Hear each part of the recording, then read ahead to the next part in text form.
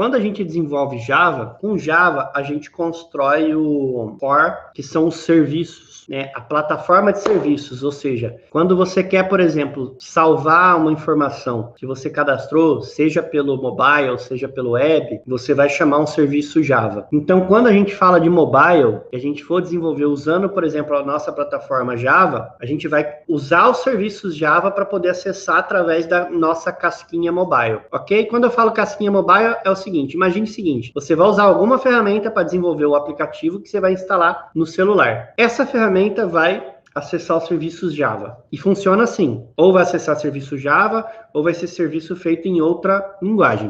Aí qual que é a sacada? Existem algumas ferramentas que você desenvolve, né, usando, por exemplo, quando você vai desenvolver Java Web, você usa HTML, você usa JavaScript e CSS assim como base para desenvolver, ok? Aí tem algumas ferramentas que o que elas fazem? Você desenvolve como se fosse um site web, só que ela já te dá o CSS prontinho ali, pensado para tornar a parada toda como se fosse um aplicativo do celular. E aí você compila essa parada que foi feito como um HTML, você vai compilar usando um compilador, isso vai gerar um instalável, por exemplo, para o Android, para o iOS, para você poder instalar no seu celular, que é o que a gente chama de aplicativo híbrido, que é o que? Você desenvolve ele basicamente o aplicativo como um HTML, e aí você gera o APK, por exemplo, que é como eles chamam o aplicativo instalável do Android, ou então a APK também do iOS, e aí você instala lá. E aí quando você instala no celular, na prática o que você tem é como se fosse um site web, só que ele parece como se fosse um aplicativo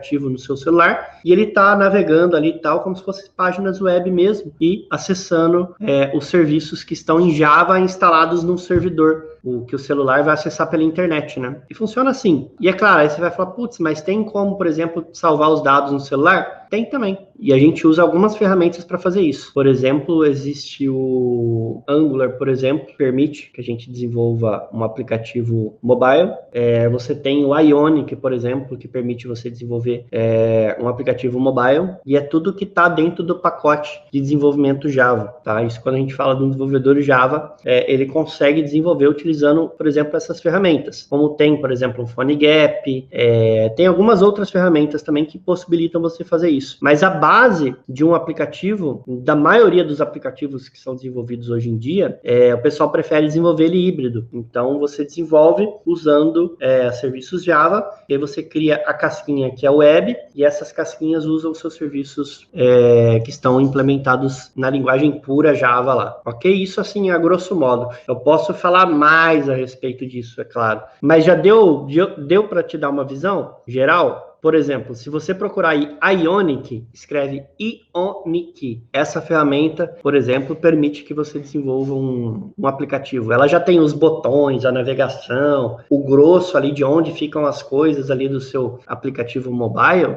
tudo prontinho ali. Os ícone para Android, ícone do iPhone, cara, tá tudo lá já prontinho. E quando a gente fala de desenvolvimento mobile com Java, esse é o mundo, cara. É esse tipo de ferramenta que a gente utiliza. E tem o React Native também. Mas o conceito é o mesmo. Por trás de tudo, a gente acaba tendo ali HTML5 com JavaScript e Java. É tudo misturado dentro do ambiente. Misturado assim, entre aspas, cada um no seu quadrado, né? Cada um na sua etapa, mas é tudo que o desenvolvedor tem que saber para desenvolver mobile, para desenvolver serviços, para desenvolver desktop, para desenvolver web. Então, assim, na prática, se você aprender a desenvolver web, facinho você migra para o mobile híbrido. E se você falar, beleza, eu quero aprender também a desenvolver um aplicativo instalável do Android, só que, cara, tem uma parada que é o seguinte, quando a gente faz aplicativos mobile, alguns recursos nos aplicativos híbridos a gente não tem acesso, por exemplo, a algumas coisas ali do celular. E aí, sei lá, se você quiser um acesso a salvar arquivo dentro do celular e tal, esse tipo de coisa, você vai precisar desenvolver com o Android mesmo. Ou se você estiver desenvolvendo para iOS, aí você vai ter que fazer com o Objective-C, né? Que é a linguagem da própria Apple. Mas a maioria dos softwares consegue desenvolver com o que os aplicativos híbridos permitem, eles já conseguem fazer.